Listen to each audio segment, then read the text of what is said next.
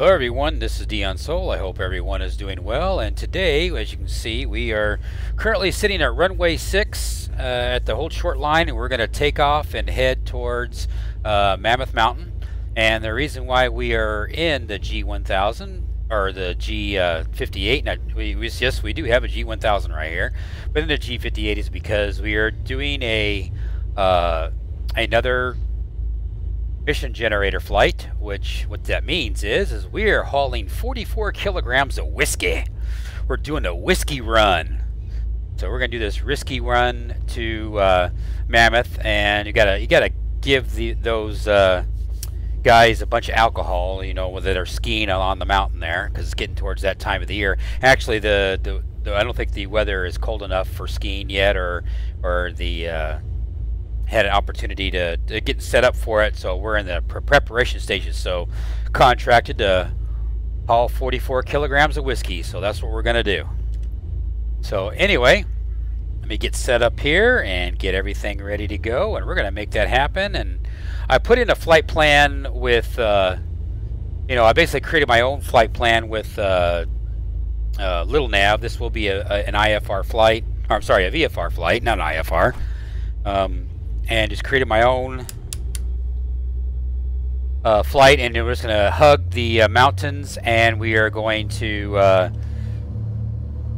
just, VFR it all the way over there and just try to dodge the military operations area that we'll be flying through. So here we go. Go 75% power.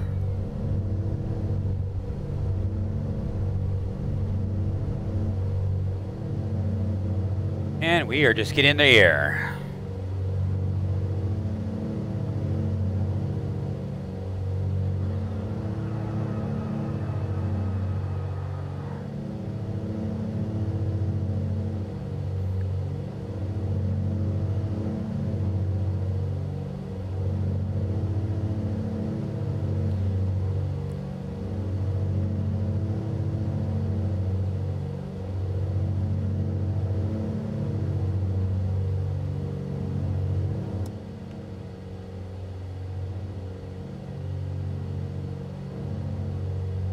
So nothing special on this flight, just like I say, just making a little bit of scratch. Hand flying it at the moment, just because I really like hand flying this airplane. It's not, sure, there's plenty of airplanes out there. That's when you start getting into flying all these airplanes, you just kind of like, yeah, this is all right. And then you see this other airplane, oh yeah, this is all right. But when it gets right down to it, it's just kind of like, you just fly what you enjoy to fly. And as I've said countless times before, I really enjoy flying the small flights, but I wouldn't if I didn't have orthos. Got to have those orthos.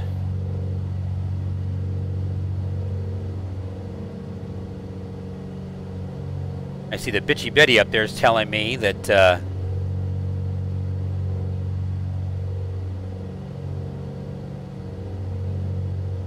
reduce the power. It's like, hell no, I'm trying to climb. I'm trying to get out of Dodge.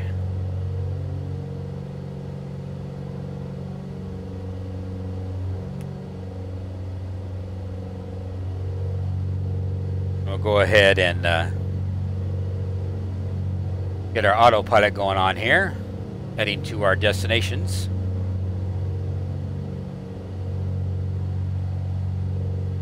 Bitchy Betty will stop once I get set the way I want to go.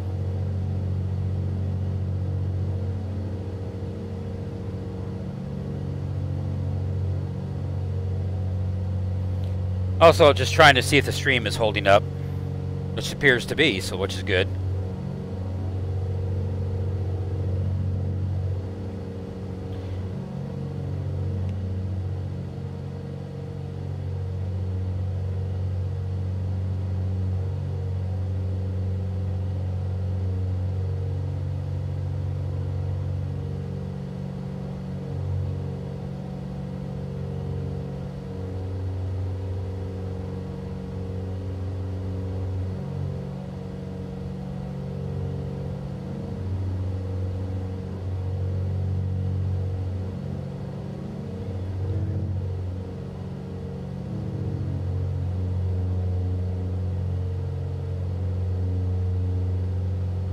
Get a little bit more bite.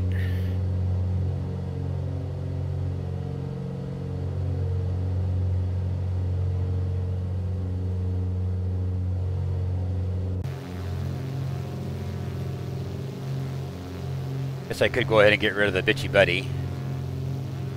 Show tips. Goodbye. There, I'll get rid of the bitchy Betty that way.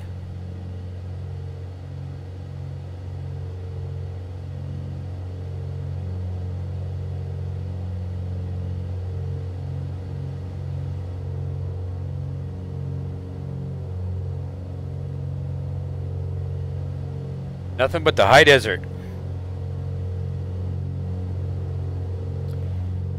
As I believe we're passing Roseman as we speak here. Roseman, California, and off in the distance is where the Edwards Air Force Base is.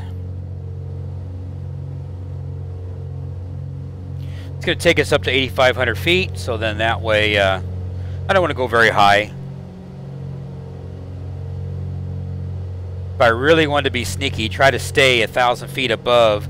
I think we have, when you go and you got to stay in between the lower half of the MOA and right above the ground. It's very challenging, so I didn't want to mess with that.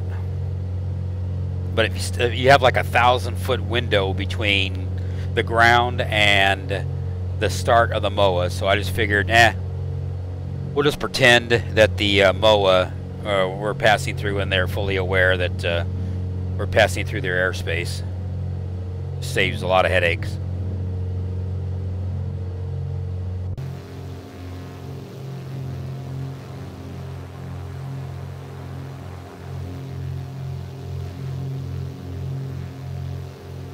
So yeah, it's just I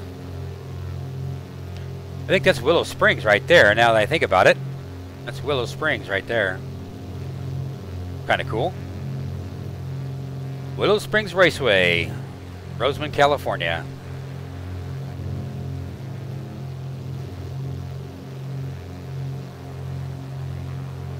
We're kind of backside. The 14 freeway is running right along here, and I don't have my mouse turned on, so I need to fix that. Turn my cursor on here. There we go. Now you see my cursor. Anyway, the 14 freeway is run along right there, so we can go ahead and pop back inside. You can see the 14 freeway. Not as noisy either.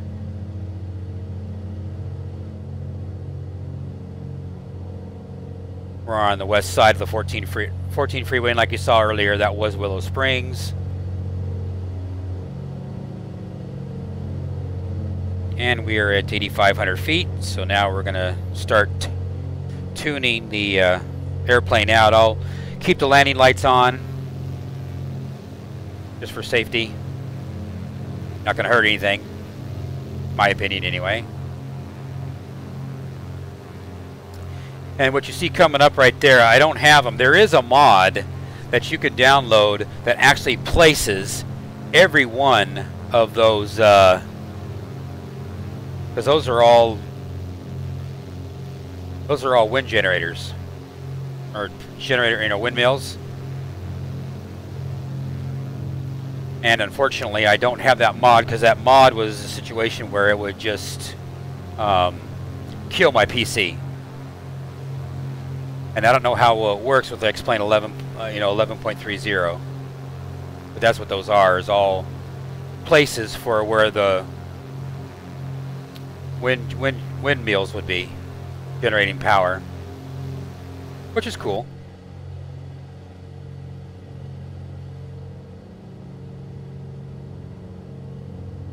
Because I'm in the we are in the beta phase of X-Plane 11.30, I've started to back off on flying the as of late, flying the Carinado products, mainly the 690B, because I noticed in the last couple of patches, every time I have to go and re-enable or activate the airplane every time, and when that does that, that takes away from your activations which in turn, over time, your activations start to mess up, and you know, you have to email and let everybody know, hey, you know, it's not like I'm giving out the airplane. I'm trying to, you know, I'm doing the data testing and that sort of thing. So I just stop flying the airplanes until the beta testing phase is over. Then I'll redo them. Some airplanes I can get away with, some I can't. You know, I just noticed with the 690B, there's been drama associated with that.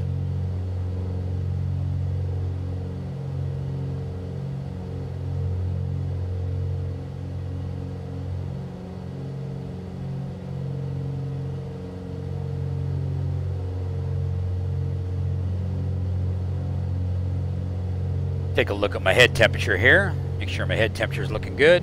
Head temperature's in the middle. I've given up on the oil temperature, as I've said in previous videos. With the G1000, doesn't play nice with the Reality expansion pack very well, and it's an issue between X-Plane and G1000 and the Reality expansion, and you know, I've done another video about it, so there's no point in rehashing old content.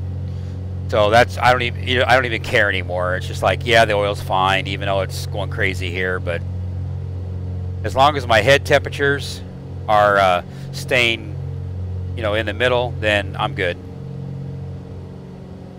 I like to pull back on the fuel.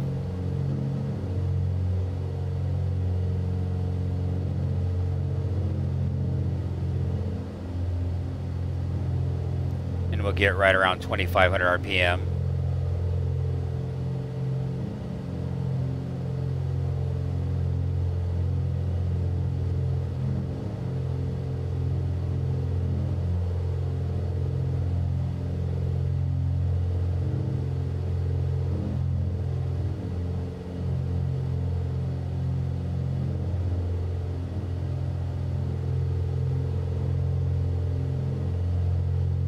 Try to keep everything in sync, and that's it.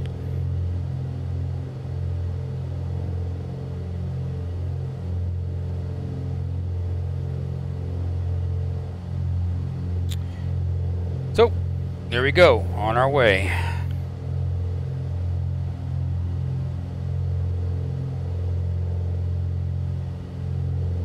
So I hope everyone is doing well. Not much is going on here in my life. Just been flying when I can. Watching a lot of ever since I'm a Blizzard fan. I've been a Blizzard fan. I've been a Blizzard fan of Blizzard products. You know, World of Warcraft and StarCraft and Diablo, and that's been most of my attention as of late. And I have to cough, so hang on just a second.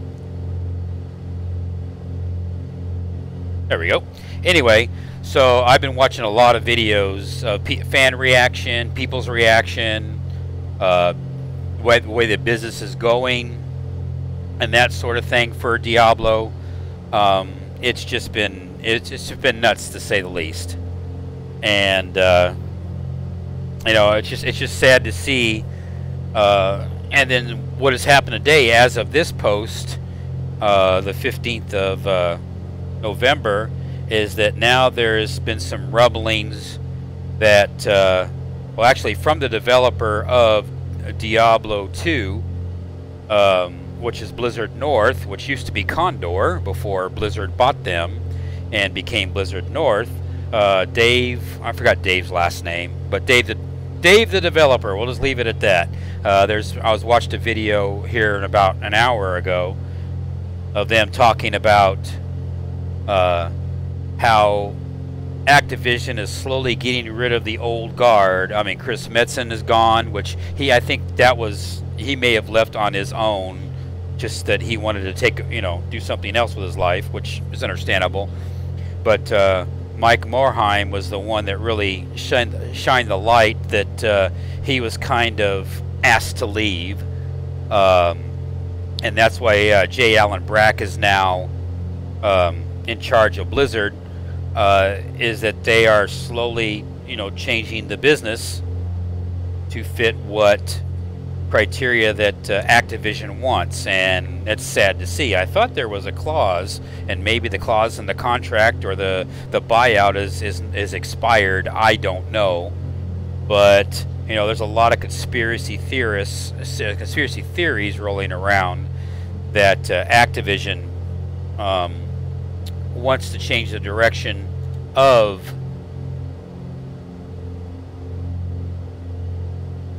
I guess I'm not going to get the ATIS. I don't want to do a flight plan. Okay, well, anyway. Wants to change the direction of the company to fit what they fit for more of their investors. And, of course, obviously everybody knows by now that that was a wrong approach, because a lot of people have gotten slapped in the face with you know, the disasters that they're doing, trying to release a mobile game that should have been a PC game, and then have the mobile game be the afterthought because of your customer base. But, you know, it is what it is. It's what happened. And we all know the story with that. For those of you who didn't follow, just search Diablo Immortal videos or whatnot in you know, on YouTube, and you'll find all kinds of fans' reaction and everything else of what has happened with that, and it's just nuts. It's just nuts.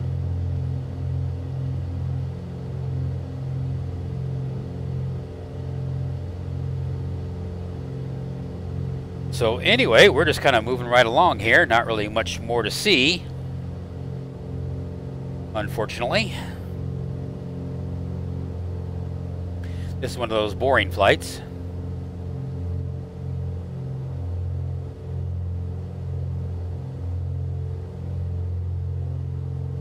But that's what happens when you're live. You just kind of just go with it. We're kind of zigzagging around Highway 14, because I'm just following the waypoints.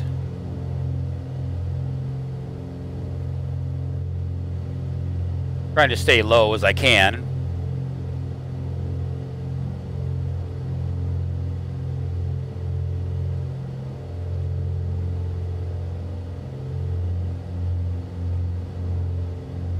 And I try to stay out of the red zone.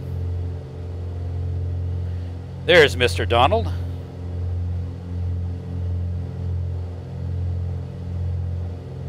Thank you, sir. Donald, I greatly appreciate it. Appreciate you watching. I need all the likes and the helps that I can get. Unfortunately, I lost a subscriber today, and that's probably due to YouTube, the way YouTube is.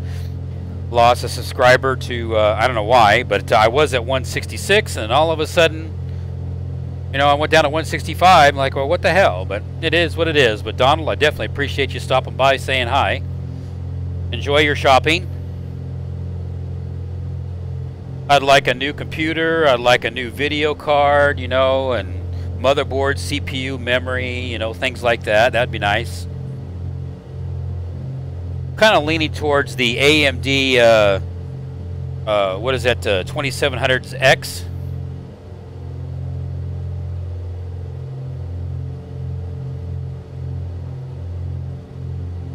Ah, sleeping. I thought you were going shopping. I see just stopping. See, I took that stopping as shopping. That's my old age setting in. Well, my friend, appreciate you stopping. But hey, you still can shop for me too if you want.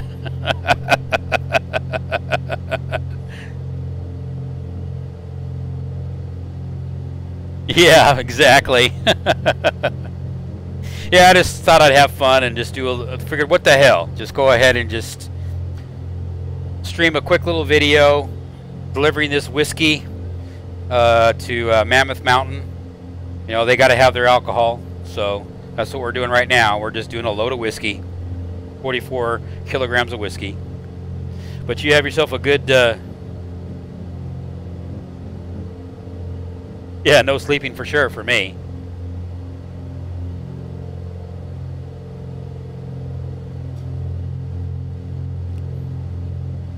It's amazing how you can look at words and see one thing and then see another. Exactly.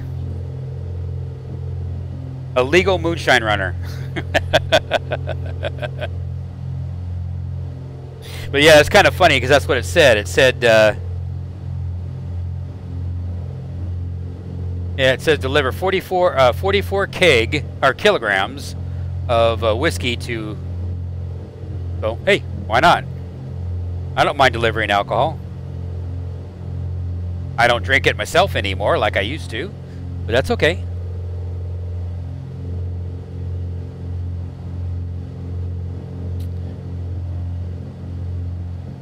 But all is good. I hope you've been doing well. Like I said, you know, a few minutes ago, just, you know, this Diablo stuff, you know, with the game and whatnot, because I am a gamer, as everybody knows, and that sort of thing. Just seeing what's happening to Blizzard with Activision and everything. It's just scary stuff, because, you know, just another notch on what has happened with Star Wars and Star Trek, and now it's split over into our games. Yes, for sure. No drinking for the pilot. You got that right.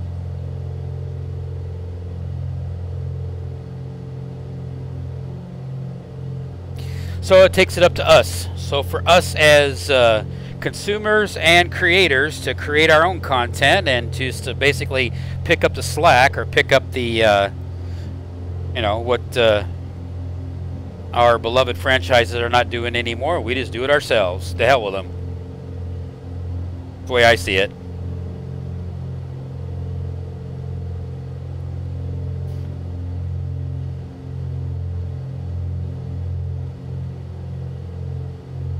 Yeah, it's Donald, it's nuts. It's just truly nuts. You know, it just saddens, but it is what it is. They'll learn their lesson. It's just all there is to it. They'll learn their lesson. What's really funny is that EA, I was watching a video, which I need to go into the games channel and upload the video for people to watch in Odin's Discord, that EA is now going to remaster Command & Conquer Red Alert and all of the expansions. They're just going to make it one big, you know, one big thing. So one big game, and that's going to be pretty cool. I might buy that. I did play a little bit of Red Alert, but I was at that time I was kind of, my interest was shifting away from real-time strategy games to other things, you know, and you know, just, you know, we as humans, we change. You know, we change from one thing to another, and like I said, I was changing, and I wasn't much as into it, but still, I might put that in my library, and I just hope it's just not an EA Origin only thing, but I'm thinking that's what's going to be, is where you have to have Origin, you know, kind of like what Blizzard has, where you have the Blizzard, you know, launcher with all their games. You're probably going to have the Origin launcher. I'm assuming. I don't know that. I don't think they're going to put it on Steam. I think they're going to make it to be an Origin only. It's just kind of like, you know, their own version of, you know, CBS All Access or Fox Access or whatever. Everybody's trying to do, except for it's not subscription based. You know, it's just you have to have another launcher on your computer to launch those titles, you know, and whatnot. Yeah, I agree. They say, though, I was watching a video where they're bringing back all the Westwood Studio developers and the actual guy who did the music as well back to the project. So if from what as Chad is saying, or let me see if I can put that link of the video I watched. I'm going to grab that here real quick. I should be able to find that pretty fast, and you can watch that at your leisure. I'll go to my history here. I'll bring that up here real quick. And then, actually, you know what? We can have some fun with this. I can go like this, and lower third. There's as. And I'll go in here and I'm going to turn down the X-Plane audio. 1, knock the X-Plane audio down here a little bit. Because to me, it's like I'm yelling into it. And then we can go ahead and throw this in here. And this is what Az found out. They have officially announced now that they're bringing Command & Conquer back to the PC with a series of remasters of the original titles, all without any microtransactions whatsoever. So I've only got one question, EA. What's your game? Huh? What's your game? What are you up to? Huh? What are you up to? Got my eye on you. What are you up to? Hi everybody, it's Az here from Heel vs Babyface. Now EA, seemingly, I have to put seemingly in because EA, we know you. Who is this?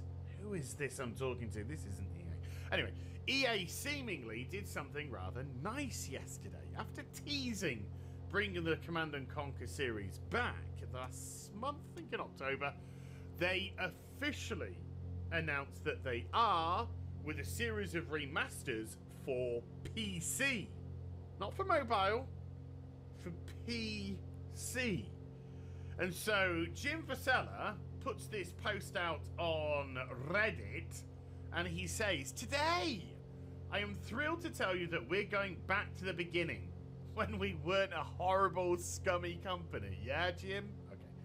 "We have decided to remaster Command & Conquer Tiberian Dawn. And while this is incredibly exciting on its own, alrighty, sir.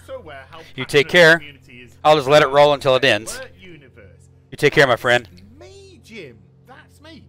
I recently said in a video where I was talking about the reforging of Warcraft 3, how the last RTS that I played and enjoyed was actually Command & Conquer Red Alert. And since then, when it got all competitive and like clicks per second and you know, making sure that you had arthritis in your wrist by the time you were 6, I just couldn't, you know, I liked kind of going at my own pace sort of thing, and I really enjoyed Command & Conquer Red Alert series. It is a series that I look back on very fondly indeed. So to have this remastered, ooh, okay. So we will remaster the original Command & Conquer Red Alert. But what about the classic expansion packs, you may ask? Well, I got it on PlayStation 1, so I don't think I got them, but never mind. Covert Ops, Counter-Strike, and Aftermath. Well, C&C Red Alert wouldn't be the same without them. So all 3 expansion packs will be bundled with the base games into one remastered collection. Wait for it. Let's give it its own little moment in the sun. Without microtransactions. Oh, wait, but yeah, they never had microtransactions. That's true. If you're expecting us to give you a round of applause for not being a piece of crap, no, Jim. No, you thought I was going to go all, yay, didn't you? No, Jim. No. They didn't come with them. They shouldn't have them.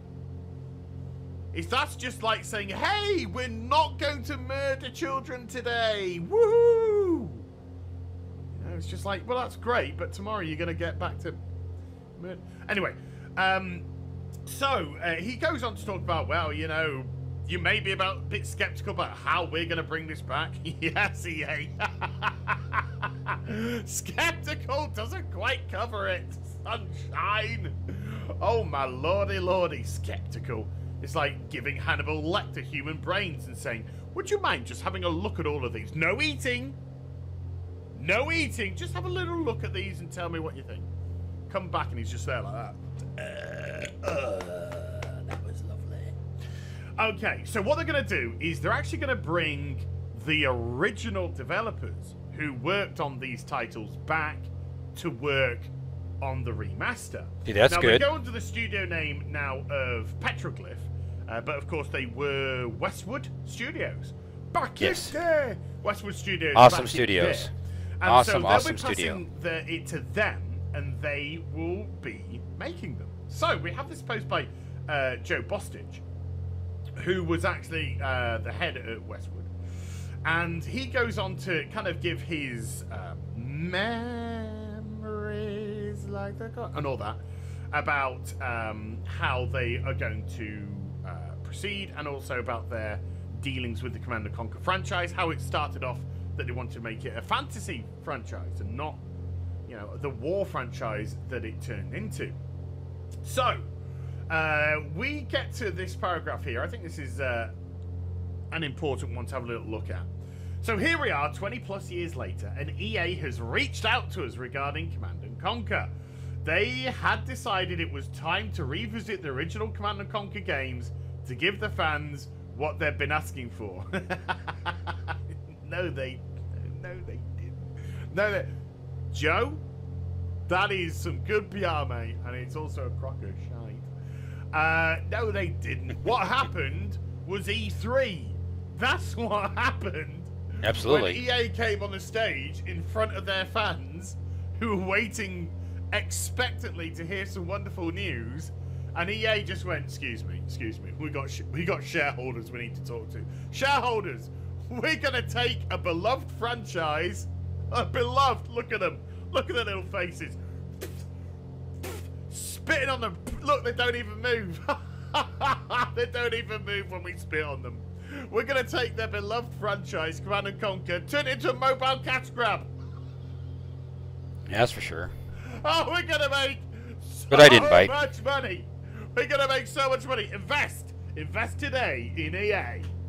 And then they realised that they'd actually said it out loud for the world to hear, and they were just like, ooh, whoopsies. And the community was kind of like,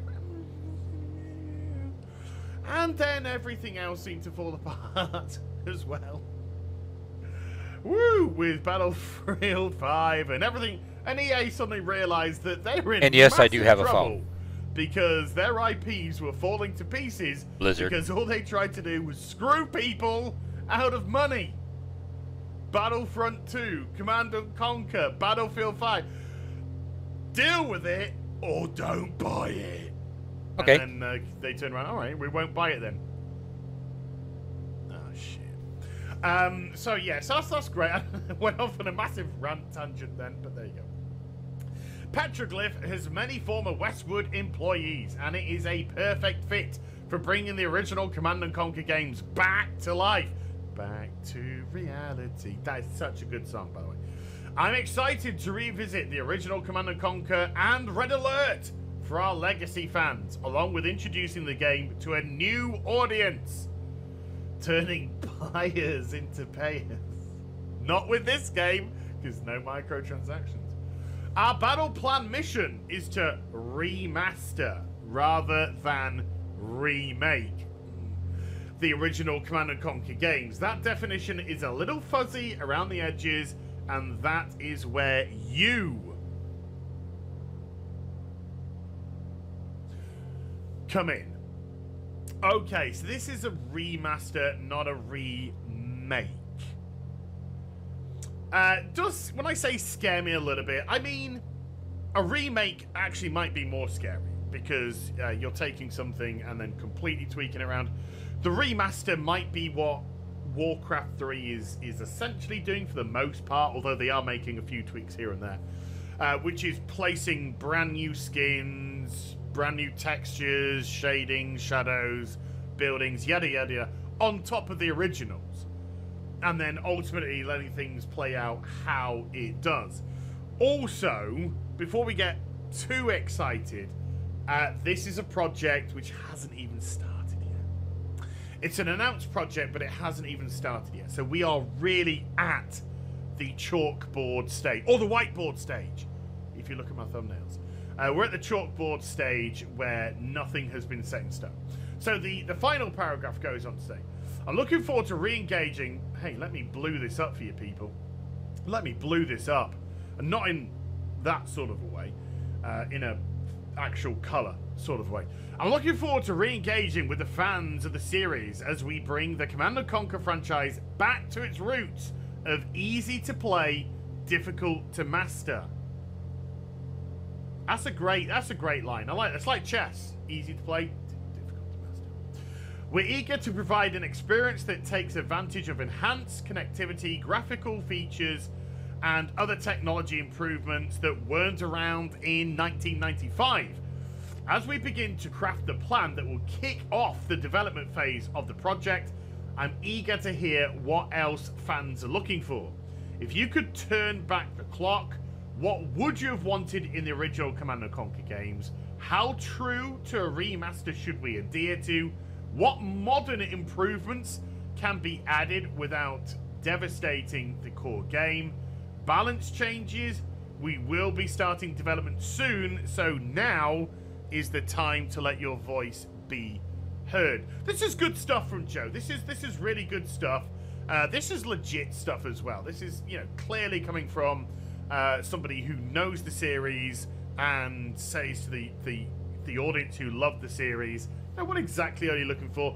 We're probably, you know, I mean, they might be thinking we would just like to spruce things up a little bit. What were the things which were completely unbalanced that you want us to tweak with and play with? So Joe seems to be saying all the right things, and I do feel very confident with his words as to what he's saying. Yeah, the project is a long ways off, but it seems to be in the best hands possible, which is the original people, and you can't ask for more than that. So I think after a series of colossal boo-boos by EA, they are, I wouldn't say doing this necessarily for the fans. I would definitely say that they're doing this for better PR. I think they do actually understand that they have cocked up massively when it comes to the treatment of their fan base and just literally treating them like cattle. Like money wallets. They're called wallets, or purses, or you know, just treating them as cash bags and nothing more. And also, just as an FYI, the original composer from the series as well has said, "Hey, I'll get in on this and make the music again for you." So they've gone, "All right, chum, bring your ass over here with us as well." So what do you think? As a Red Alert, as an OG Red Alert fan, I am happy in as much that it's been placed, what I believe, in the correct hands with the original Westwood Studios development team. I really did enjoy the Red Alert series, so to get Red Alert remastered could be pretty awesome on the PC as well, not mobile. That's the way that I personally like to play. I just all round don't like mobile gaming, but like I said, I could just be a relic of my age. But it's good news, I think. So let me know what you think in the comment section down below. And I hope... Wait, EA! Oh, you thought I was going to let you off again, didn't you? No. I've still got my eye on you. I am watching you like a hawk. You think I trust you, EA? You think I trust you just because I said some nice words here today? Oh, no. You've got a plan. You've got a plan. I'm going to wait for you to spring it. But I'm watching. And I'll be ready. With my whiteboard thumbnail machine to destroy you if you do. So I hope you enjoyed the vid. If you did, do get a thumbs up. And also subscribe to the channel. Follow me on social media and Twitch for live streaming. Links down in the description box down below. And I'll be back with some more stuff very soon. You take care. Bye for now.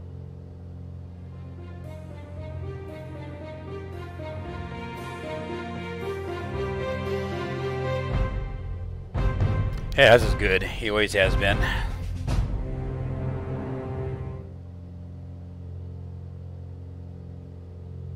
As has always been good. Some people don't like him, but that's okay. I like him. But what he said is true. And, you know, I just have to wait and see what happens there. Have to wait and see what happens.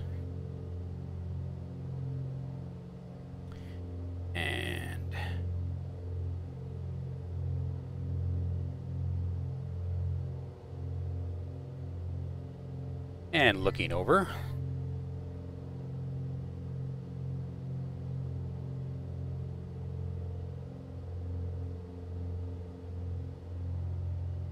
Somebody I haven't seen in a long time. Why is it that I get all, when I'm sitting there doing a stream, then I get all these mails and stuff? Just the way it goes, you know.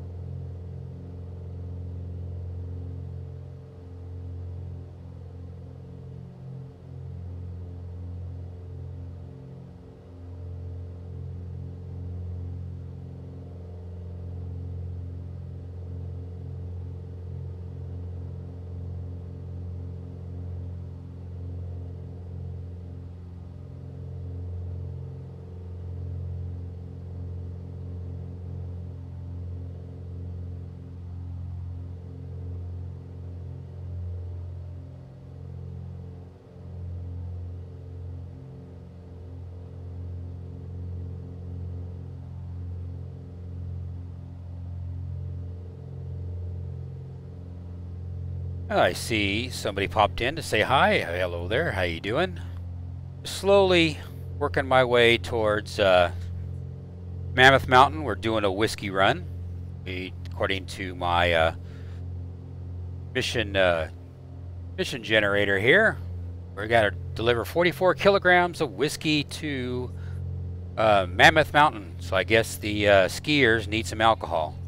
So that's what we're doing right now, and I decided to go on the eastern side of the Sierra Nevada mountains, and that's what you see right now is the eastern Sierra Nevada mountains, and we have to kind of let it go that we got permission to go through the MOA without any issues. That's what we're doing right now, and of course I'm getting texts and emails and everything else as I'm streaming. That's usually how it works, is I get nothing, you know, while and all of a sudden when I start to stream, then boom, I get all kinds of people bugging me. Just the way it goes. But I hope you're doing well. I hope you're having a great day. As I'm answering this text.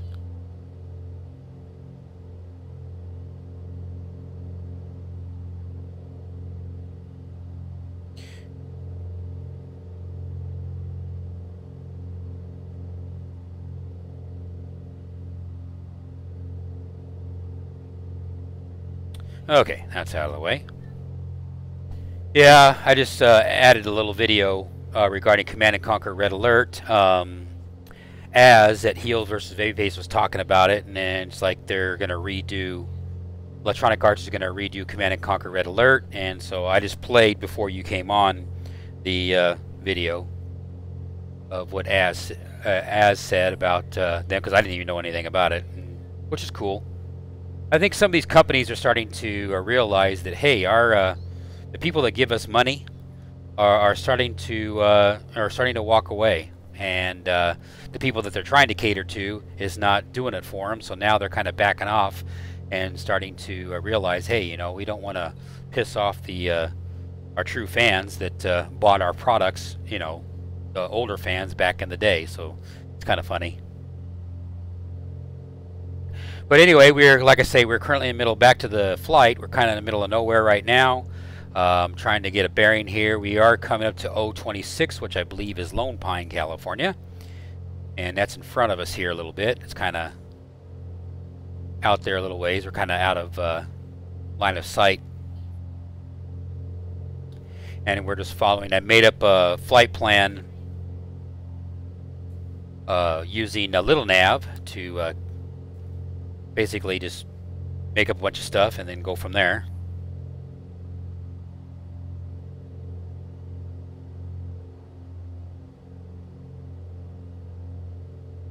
And just kind of moving right along.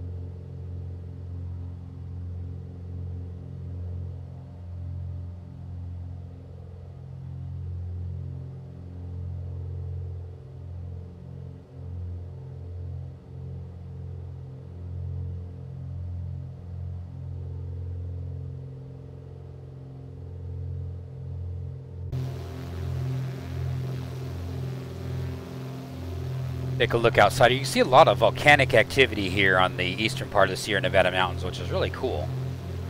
I know my dad went out there back in the day. He got a bunch of volcanic rocks and stuff. I know back in the 1970s, my dad, when we lived in San Diego when I was a kid, would come up here and get the volcanic and then put them in his fish tanks. Every time he'd build a fish tank, and there you can see right there is Lone Pine, California. or Independence. I think that's Lone Pine, and Independence is further ahead.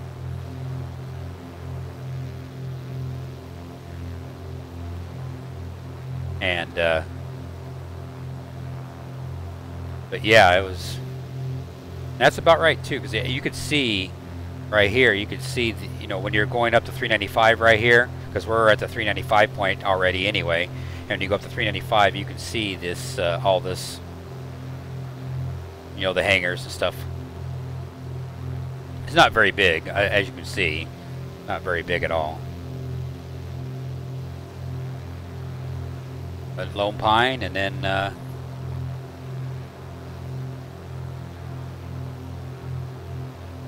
Independence.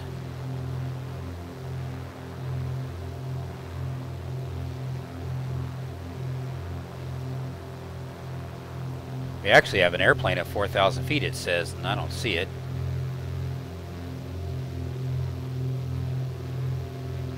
Or it's stuck.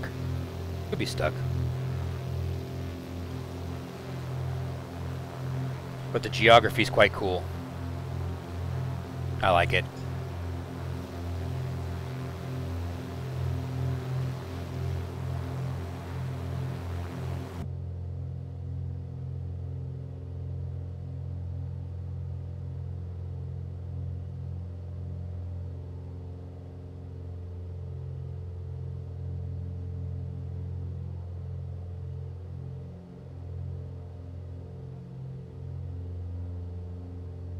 I get rid of this too.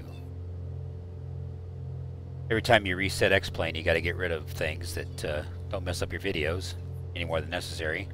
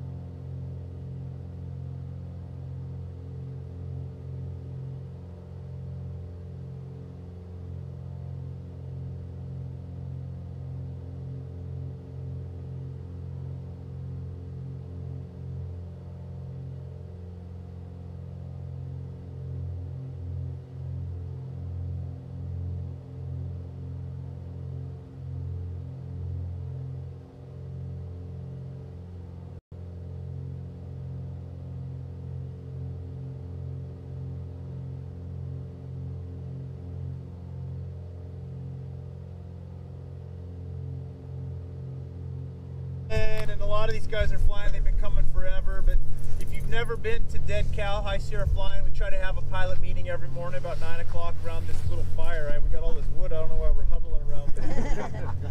Wednesday night, man, we made a little dent in our firewood last night. I'm thinking, wow, I might have to get another truckload here all of a sudden coming with what we have tonight, tomorrow. But Friday, Saturday nights are the big fire nights. I think we counted about 60 airplanes last night, about 100 and some people already for Wednesday night. Last year we were talking Wednesday night, I think we had about 7 of us here. And it's just, this thing just keeps evolving. But the big thing is safety, you know, safety, and everybody's presence here is of the utmost importance. And you got to sort of police one another. If you see people doing things that aren't right, you know, we live on that gut instinct, and if your gut tells you, man, that didn't look right, there's nothing wrong with saying something to your buddy, and or vice versa, asking somebody, hey, how was that? We're really, really big.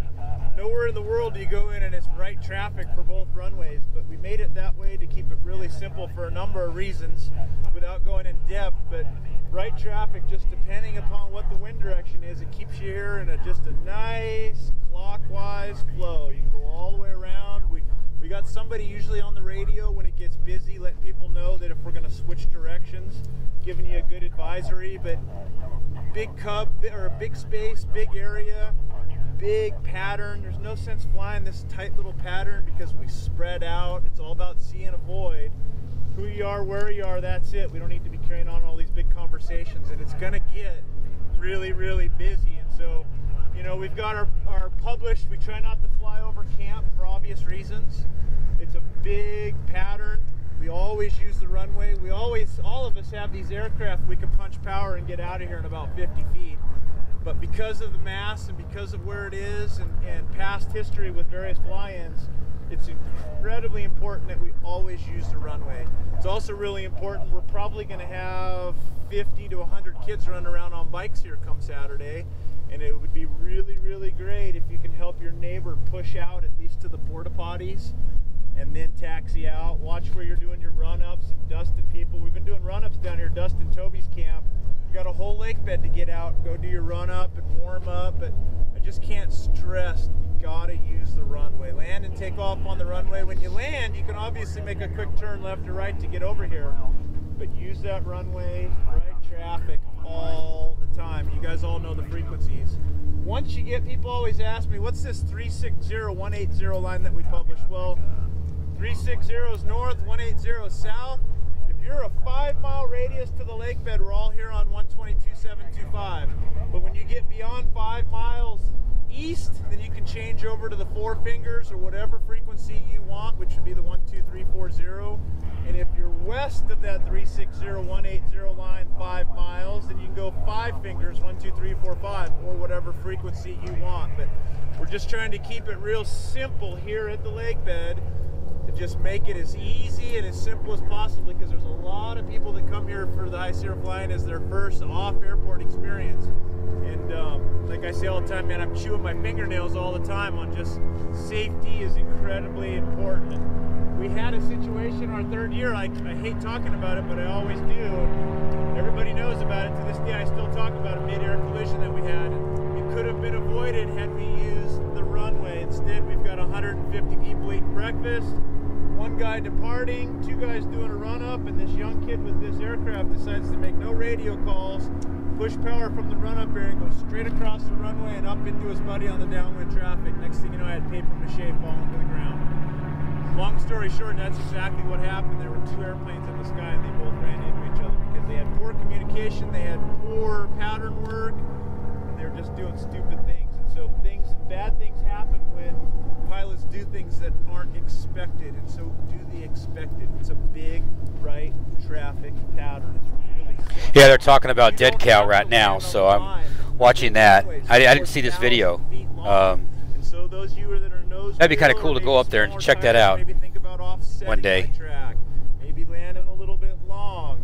You know, depth perception at this lake bed, depending upon the sun, a lot of times you get that glassy water. I went up and nothing wrong with carrying a little power down the runway. Oh my goodness, it's nighttime. Hey, my I'll window's on the ground, say some things here in a minute. We don't need to do stall landings. I I can promise you, you're going to see people ground loop and you'll see people go on their nose. I think we had 11 or 12 last year that went up on its nose or ground loop. And I mean, it's like one after another and you're thinking, man, holy cow, but it's a pressure-packed situation when all of a sudden you got 400 people watching you land, a new place, you're not used to altitude, the lake bed, there's a lot of variables. Now you're loaded, you've been flying for 2 hours to get here. And so, you know, these guys that are coming in when you're flying, it's take your time, you know, it's just an airport. It's a big, beautiful spot. It's really, really long. Hell, the whole lake bed itself is 3.5 miles long. So you got a place to get there. So anyway, that's kind of that. Can't stress enough, use the pattern, right traffic all the time. For those of you guys that are going to Bodad this afternoon, it's bush wheel equipped only. People are asking, well, can I get my 182 in there with this or that? It's a bush airstrip. And so if you have a capable bush aircraft, you can go to Bodad. Same thing for breakfast tomorrow. He's got a pancake breakfast. He's asked that nobody show up until about 9:30, 10 o'clock because it's so darn cold up there. The sun coming up over the mountains. And so that's tomorrow. So today's Bodad, there's like a breakfast and all that this after, or excuse me, a lunch, early barbecue this afternoon up there. If you're going, you guys all know about that. About what time? I think he's starting to serve food about 2 o'clock, 1, 2 o'clock, and so you can go up there and hang out. But again, I stress it's bush equipped. If you don't know it, ask somebody that's been there. There's a lot of folks that have been there before. When you go to Bodad, Bodad is left traffic, counterclockwise, so it's opposite of the lake bed. And it'll make sense why, because of the ridge and the mountains there and whatnot. And it's pretty much a one-way in from the south, landing to the north. It's heavily treed, there's no go-around, but it's 1,200 feet long. For those of you that are going in there, there's a culvert at the south end. You come over the top of the culvert, land beyond the culvert on the grass. The grass has like 6 to 8 inch undulations in it. Not a big deal, but again, you need a bush equipped aircraft for it. And the grass is a little moist as well. Other than that, today's a big mass arrival day. We're gonna have this Looker's Left teepee set up over here at the TAC Arrow. It's my big project to just go set up our clothing. And those of you that did the Eventbrite and all that, I got wristbands for you guys. You know, this whole idea is that this isn't about to make money for me. It's an opportunity to give back to aviation and promote this really cool thing that we have access to. But it's also incredibly expensive, and so I thank all of you that have donated, because without it, it's just, again, I thank you for that. But in order to make it work, I've got planned for about 400 for dinner, and gave everybody an opportunity last month to sign up for dinner. I want to feed everybody, but if all of a sudden we got more than 400 people, it's going to be interesting to see where it gets. And so those of you that did the Eventbrite, come by and I'll give you a wristband. I just want to make sure for those of you that donated, you get a wristband, you get food and all that stuff. And those of you that can't afford a wristband or can't afford all that stuff, that's awesome. You're welcome to. I want to feed you, but I want to make sure I have enough. And so again, I wanted to never get to the point where I'm like, oh, I got to give wristbands and feed some. I can't feed others, but it's growing. It is what it is. And again, I thank you for your donation and all that stuff. But again, just to make it so that those that have really pitched in, I want to make sure you get a wristband. And if you've ordered hats, t-shirts, sweatshirts, pre-advance, I have all that as well. We got a list. There's a lady, good-looking gal, Madison, will be here this morning. That's coming out. That's going to help us sell all that stuff. My wife and family will be here tonight. And Jessica will be able to help with that as well. But again, we got some great sponsors from TAC Arrow, Ask Airframes, and then Cub Crafters. Those guys really helped us out big time. I can't thank you guys enough. Of course, the TAC Arrow boys here, you can see their camp, and they've got 10, 15 airplanes here and a big crew, and they're all here to help you guys too if you got any questions or wonderments. You know, they're a great bunch. But as far as flying here and whatnot, people ask, where can I go? What is there to do? Has anybody seen the 747 yet? The 747 is directly over the ridge that you see there. You'll drop into a valley, which is the Smoke Creek. Then the highest ridge in the distance, you got to go over that, and that drops into Black Rock. And so out there, about 12 miles beyond Gerlach, up on the Soldier Meadow airstrip area, right up on the left side, north end of Black Rock, is the 747. It's pretty neat to go sit out there and look at it, get a picture of it. I think there's a fence around it now that keeps you within about 100 yards of it. But it's pretty neat out there. I got mixed emotions, you know, this whole leave no trace thing, and you get out there 20 miles out, you see this massive 747. Gee, many Christmas. These hippies talk about how responsible and leave no trace they have to be. And anyway, it's cool to go check it out. This ridge line right here, everything this side is BLM. And if you look up here, if you have a capable aircraft, if it looks like it can be landed, it's been landed. We land all over all these mountains, these ridges. This big thing right up here above my 180 in the yellow is called Outlook. We were up there this morning up there, and it's a beautiful spot. But if you got a bush-equipped aircraft, there's so many fun places. And then if you got the smaller tires and whatnot, all these dry lake beds that are around here are phenomenal. We have an old adage that dark is danger. If you see dark dirt, probably muddy, go find someplace else. Because there can be muddy, muddy deserts out here that just unsuspecting. The Smoke Creek Desert, which is the big desert just through this saddle out here, I call it the most dangerous desert in Nevada. And we've pulled more airplanes and flipped more airplanes in that desert because you get snookered by this white dust thinking, oh, that's nice and dry, and it's actually a crust. And that crust could be anywhere between 2 inches and 6 inches, and you just don't know where it is. And so I tell people to stay out of that Smoke Creek Desert. The only place that's good in the Smoke Creek Desert, if you're looking for that black pea gravel, maybe you see some grass or whatnot growing, you can usually count on that. But the old 3-pass rule, make sure you can come in, drag it, touch it, feel it. For those of you that are into doing this off-airport stuff, you know the rules, but be careful with Smoke Creek. Other than that, the majority of the land out here is all BLM. This ridge line is sort of the defining line between BLM, the other side's native. Beautiful Pyramid Lake. Everybody wants to go to the hot springs over there and get a photo with the geyser and your airplane and all that, but boy, you better be careful because the Indians over there will take your airplane, and it's a lot more than showing up with a, you know, a shake in a hand and a bottle of whiskey. They'll take your airplane and you're going to owe a lot of money, so don't land on Indian property out there. It's a big deal. And you can define that. There's over the top out here, you can see a little powered antenna sticking up on that. We land up there, that's called Power Saddle. But about 500 yards to the east of that, there's a barbed wire fence that runs clear to the Smoke Creek, runs all the way on that ridge, and it's plain as day that's native property. You don't land over there. The other thing that I'm thinking about when you're landing on some of these dry lake beds, another big thing other than the dark dirt that I'm concerned out here is barbed wire fences. There are barbed wire fences in Nevada everywhere, and you never know where they're going to be.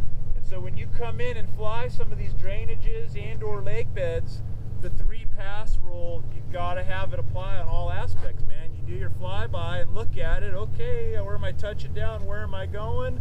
Second one, you can usually come in and land, and or you're still identifying stuff. But not only are you looking for whether or not you can get in or out, or if it's smooth, because it might be. It's that old adage, if it looks smooth it is, if it looks rough it really is. But make sure there's no fences, because there's barbed wire fences all over out here, and so that can get people in a real predicament big time fast. If you go through the saddle here, that's about 15-minute flight to Stead. That's kind of your nearest fuel, as is Susanville, which has given us a fuel discount. Susanville's about 20, Stead's about, I'll call it 15, 20. And you also got Nervino up over the hills in the Sierra Valley. Call it 20 minutes. Those are your 3 local fuel stops. Where else could I fly? A really cool spot if you haven't done it is to go up, fly the Sierra Valley, go around Lake Tahoe. Lake Tahoe, if you've never seen Lake Tahoe on a day like today, it's absolutely gorgeous. And you fly around that shoreline. There's good eats at South Lake Tahoe. There's good eats at Truckee. There's also fuel at both places. And so if you want to go get a sandwich or something, those places are good to eat. The best breakfast in the whole area is down in Minden.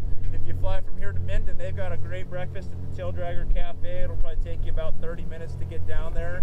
And then there's a whole bunch of stuff out there in that desert as well. It's BLM from here as far as you can go. And so I encourage you to take advantage of going and doing such, seeing some sights.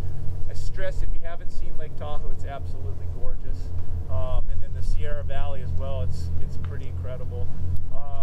I think there's some of us that are going on various flyouts. Those of you that want to do some off-airport stuff, get with somebody that's been here before, and you can get sort of the lay of the land. If you headed up toward Honey Lake and Susanville for fuel, be real careful of Honey Lake because that's been full of water. It hasn't been draining this summer, and that water's just starting to drop. And up there at Honey Lake, if you're thinking about landing on those beaches up there, that darkest danger rule is strong. And so there's good dirt up there, but there's also bad dirt. So just make sure you know where you're landing. Another really fun spot for bush guys is this I call it the Hurlong River. It's a dry river with powdery white sand, and it's just awesome that you can fly in and out of that drainage, and there's all kinds of really fun, you know, backcountry equipped places to land in that river bottom. But again, there's barbed wire fences that show up here and there all the time. Anybody has any medical issues or things like that, please make sure they come see us. We've got medical equipment in our campers, we've got AEDs, we've got life support, O2, all that stuff. And then on Friday, Saturday, we have the professional rescuers. They're coming out with an ambulance, and they'll have four-wheelers and backboards and all that stuff for our race day, Friday, Saturday. And so they'll be running around, and they're here to help as well if you need anything. You know, you got a headache, rough night, they'll probably give you an aspirin or whatnot. The RC guys will be here tomorrow. They always set up somewhere right around here, and they always have coffee in the morning. They're a bunch of great folks. The fire here, just so you guys know, we're getting big. Merrick, we might need some more wood, buddy. Wednesday night we did a little dent. Tonight, let's not have such a huge dent because Friday, Saturday we'll burn the snot out of that, but we'll still have our nice big fire out here. But I'm getting look up this morning, I'm like, Wednesday night put a little dent on our fire. What else? Any questions? Kind of throwing a bunch out there. Anybody have anything that I'm missing? Those of you guys that remember? Ken, are you leading the flyout? Are you leading a flyout this morning? I'm not leading. You know, I'm not leading any flyouts for the liability thing. I'm going to take some friends and we'll go do our flying around. But I tell people to get up with somebody that's done flying here before and connect with them. Same people. Somebody said, "Hey, can you give me a map of all these places you land?" And I used to do that, talk about and rate it. You know, from like on a skier scale: green circle, blue square, black diamond, double black diamond. And I just found myself thinking, man, there's liability on all aspects of the planet coming at me with my own life, having a heli ski operation and chasing avalanches, to flying airplanes and teaching people, and now this big shindig. Oh my goodness, liability is creeping all over. So long story short, I don't want to lead any flyouts, and I don't even want to tell you where I land. But if you're capable, you know you are, you've got the skills to do such, everything out here is landable, and go by the book and make sure you can do it properly. People have asked about racing. The stole drags are taking off like nobody's business. Allow a lot of people to come in on Friday because we're going to start. All right, I had to kill that because we are going to land here. So let me kill this right here. We'll get here to land and set up. But yeah, the stole drags and everything else that he was talking about is awesome. What we're going to do is we're going to go ahead and pull back on the sticks here, and I can see the runway is in sight.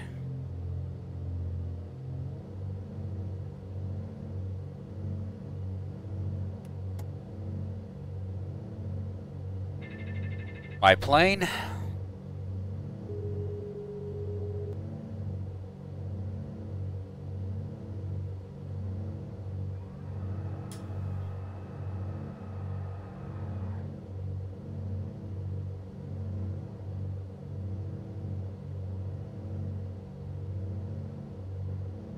Come in here and land this bad boy. But yeah, the stole drags and the high desert fly-in is awesome.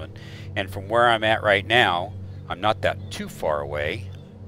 Still about another hour and a half away via this 150 knots, approximately. I'll maybe do a video of, replay that video right there, but then actually fly, because it's 29 minutes long, so kind of time it, that video, and then actually fly it there, so that'd be kind of cool. Alright, so we're all set up and ready to go here, coming on an approach here on runway 27, I believe this is. And I may be having to go around because right now it says that the wind is at 6 knots on my tail right now. But what we'll do is we'll just do a little touch and go. I'll back off.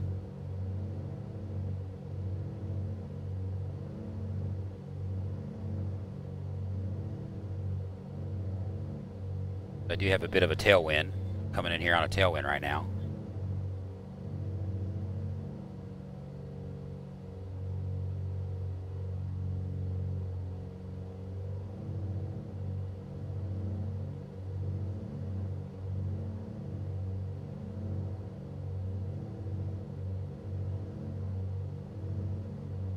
Yeah, you can see the sock right there.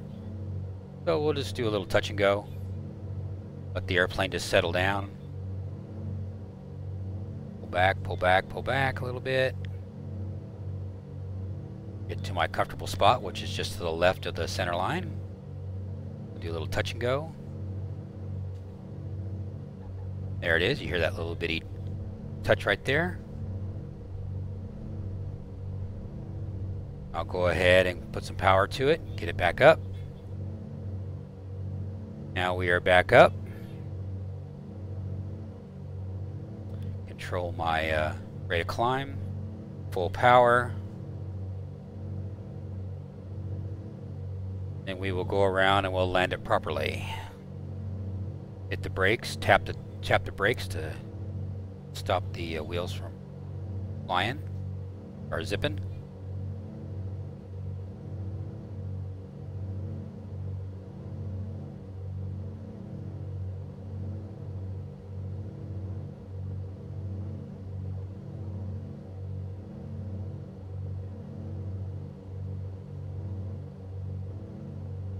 Just hope I don't get a crash the desktop.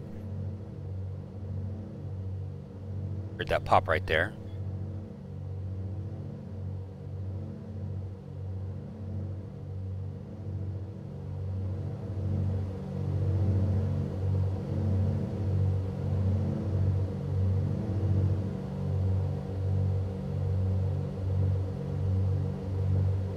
Yeah, this is not good.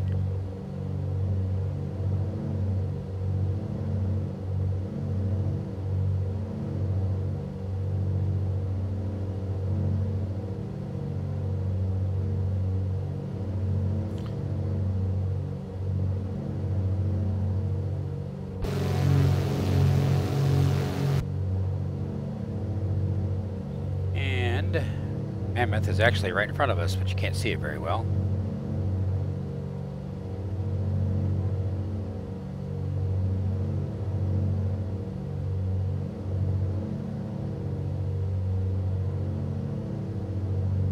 Go ahead and spin this bad boy around.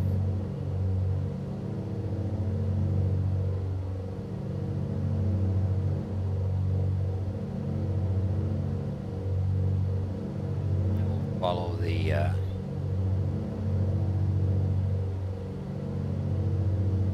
Highway 395 right there.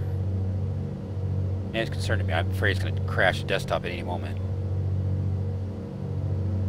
I'm going to start skipping like that.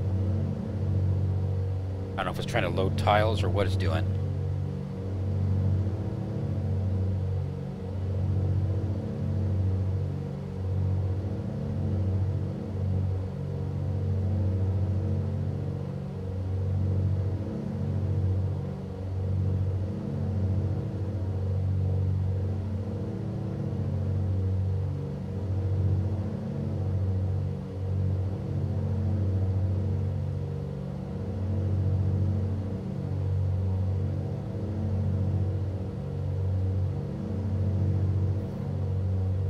We'll just land this bad boy.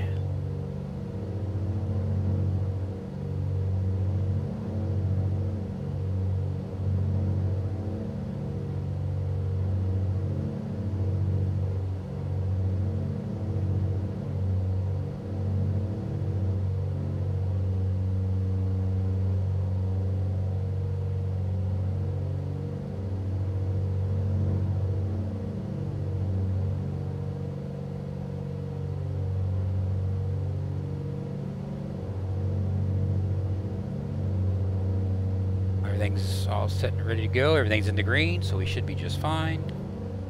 Come on in. Hey, howdy.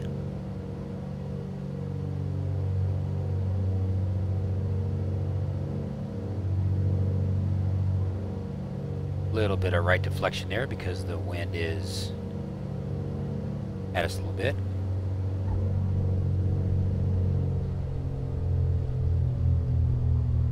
And we land with no flaps.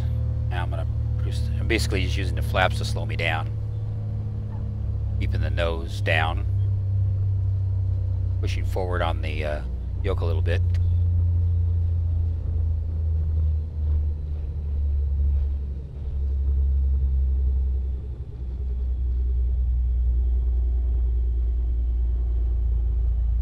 The flaps back up.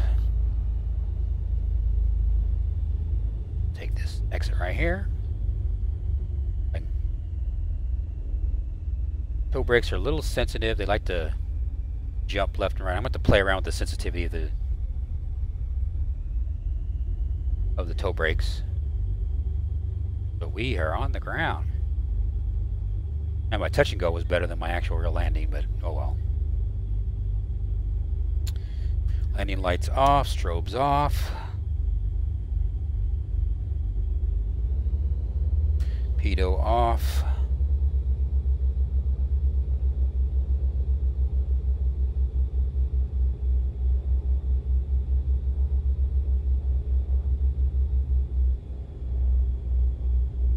We have made it.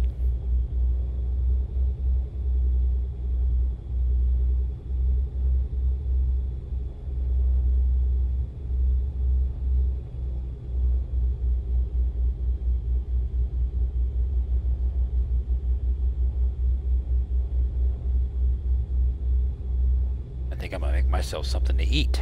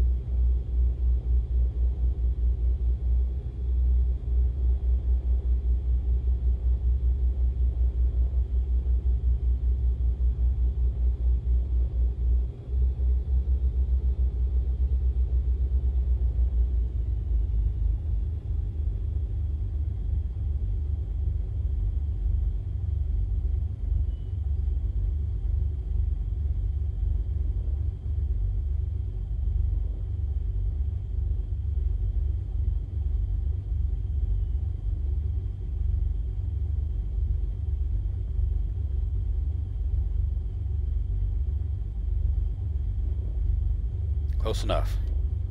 Alrighty. We have successfully made it, and we've got a little bit of XP for this flight.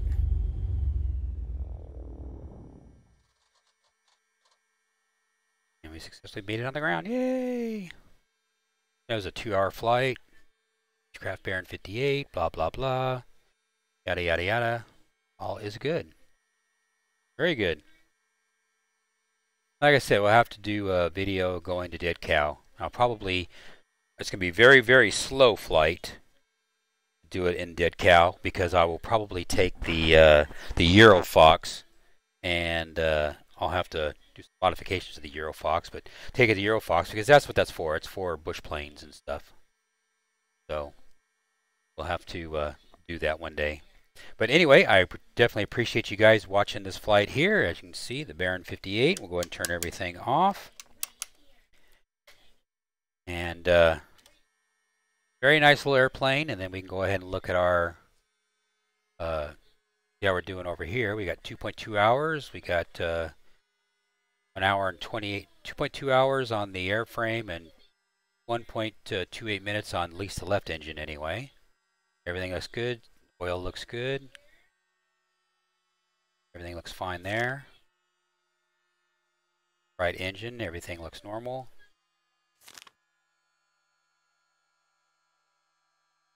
Nothing special here to report. Charge the battery. There you go. It's charged. everything's okay, okay, and okay.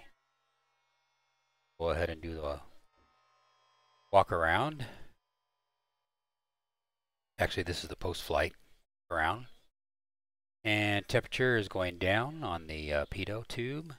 Good. Tie down. And then tie down of the wing. And chocks in. Tires look good. Damage the tires too much. Cover for the left engine. Right engine cover. Tire looks good. Full green. Tie down for the other wing. That's it. So we just did the walk around complete. Thing looks good. Very good. So I will catch you guys next time on another X-Plane Adventures. We take care, and we'll see you next time. Take care, guys. Bye.